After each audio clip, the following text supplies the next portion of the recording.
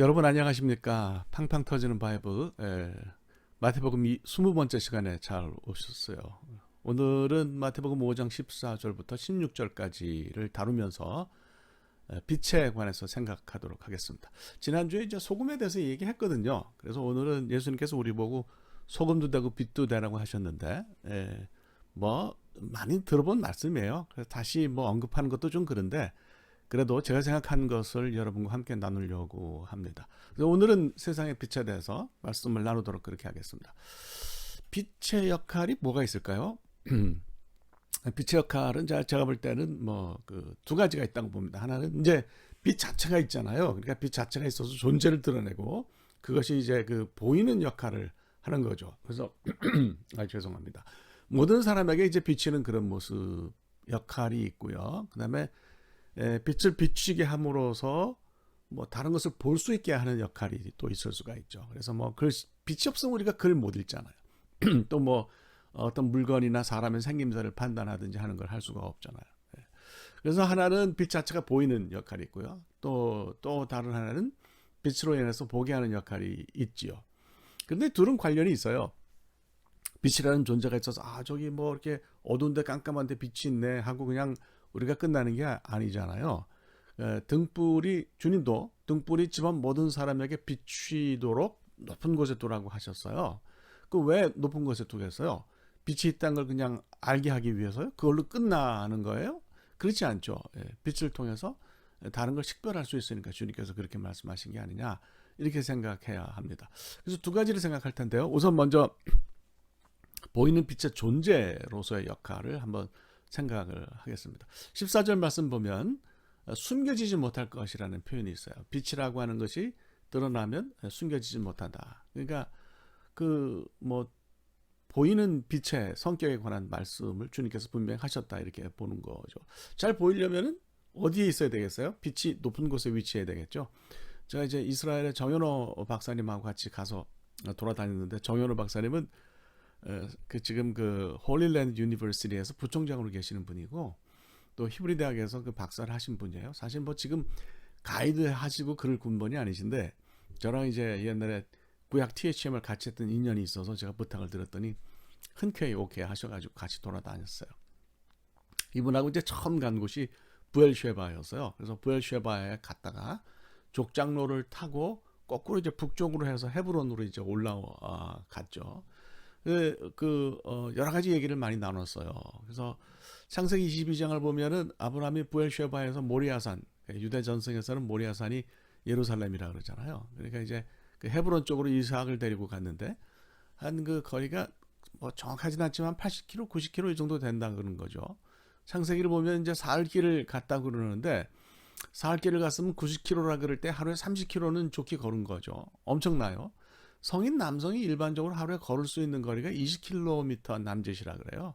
그러면 이제 오버페이스를 한 거죠. 10km를 더 걸은 거라고 볼 수 있어요. 그래서 웃으면서 그 왜 그렇게 많이 걸었을까 이제 그런 얘기를 했는데 아마 이제 아브라함이 열 받아가지고 아들을 바쳐야 되는 길이니까 땅만 내려다보면서 걸어서 그런 거 아니냐 뭐 이제 이런 얘기를 했습니다. 족장로를 가면서 이제 길을 보니까 길을 가면서 이렇게 보니까 산들이 야트막한 산들이 있는데 보니까 그 산 위에 다 집들이 있고 동네가 있어요. 그래서 물어봤더니 정착민들이 그 이스라엘 정착민들이 산 위에 집을 지었다 그럽니다. 정 박사님 말씀으로는 유대인들은 산 위에 집을 짓는 것이 하나의 전통이라 그래요. 이유가 세 가지랍니다. 우선 첫째는 전쟁이 많았기 때문에 그렇대요. 산 위에 거주지가 있으면 싸움에 유리하다는 거죠. 아무래도 위에서 내려다보고 밑으로 뭐 화살을 쏴도 더 유리하지 않겠어요? 창을 던져도 그렇고요. 그 다음에 두 번째로는 비가 오면 농사를 짓는데 사실 이스라엘 밭은 지금도 천수탑이 많다고 그럽니다. 그런데 농사는 산 밑에 짓고 거주지는 산 위에 지었다는 거예요. 그럼 왜 그러느냐? 농사 짓는 땅에다가 집을 지으면 그 땅이 사라지니까 좀 농사 짓는 땅을 더 확보하려는 생각에서 농지에는 집을 짓지 않고 산 위에 집을 지었다는 거죠. 그래서 뭐 그럴 수도 있겠어요. 그다음에 세 번째로 이스라엘이 기후가 덥잖아요. 그래서 산 위가 시원해서 집을 산 위에 짓곤 했다고 합니다. 그러니까 이제 예수님이 산 위에 있는 동네가 숨기우지 못할 거라고 하셨을 때 이 말씀은 그냥 생각나는 대로 하신 게 아니라 그런 상황 속에 있는 이스라엘 사람들의 모습을 보시면서 그걸 끄집어내서 얘기를 하셨다. 뭐 이렇게 우리가 볼 수가 있는 거죠. 그래서 산 위에 동네가 있으면 밤에 이렇게 빛이 거기서 나오니까 그 동네가 있구나 사람들이 다 알 수 있다는 얘기죠. 그 다음에 이제 말 아래, 불을 켜서 말 아래 두지 않고 등경 위에 둔다 그랬어요. 말은 모리오스라고 하는 히브리 말인데요. 이게 이제 말씀드리자면 곡식을 담는 용기예요. 곡식을 되는 용기예요. 그래서 우리말로는 뭐 한 대, 두 대, 한 말, 두 말 그러잖아요. 그 말이에요. 그래서 이제 전통적으로 보면 한 9리터 정도 들어가는 곡식이 들어가는 용기라고 그래요. 그러니까 그걸 이제 덮어놓는다는 거죠.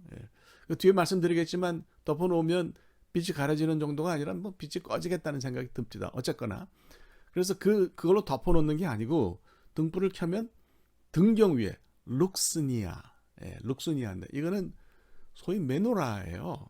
그러니까 여러분 그 왜 이스라엘 백성들 가지가 이렇게 전부 옆으로 3개, 3개, 6개 가운데 하나 있어서 가지가 7개 있는 그 등경 있잖아요. 메노라 있잖아요. 등대 있잖아요. 그걸 가리키는 그런 표현이죠. 여러분 메노라가 어디서 왔어요? 메노라는 모세가 그 시내산에서 봤던 호렙산에서 봤던 같은 곳인데 떨기나무를 상징하는 거죠. 그죠? 그래서 이제 여기서 그 산 위에 있는 마을하고 룩스니아 위에 둬야 되는 이 불하고 등불하고 보면서 한 가지 얻는 가르침이 있어요. 여러분 산 위에 있는 마을이나 등경의 공통점은 뭐예요? 높다는 거죠. 그죠? 그래서 이제 우리가 빛이라고 하면 우리라는 빛을 위에다 두어야 하는데 이걸 우리라고 하는 빛을 위에다 두는 이유는 우리가 교만해지기 위해서가 아니고 하나님이 하시는 일을 드러내 보이기 위해서예요. 그러니까 하나님이 하시는 일을 오히려 제한하지 않기 위해서 그 도구로 툴로 사용되는 우리를 높은 데 두어야 된다. 이렇게 이야기할 수 있는 거죠. 사도 바울은 자기 자신을 부득불 자랑한다고 그랬어요. 자기는 연약하지만 예수 그리스도를 자랑한다고 이야기를 하잖아요.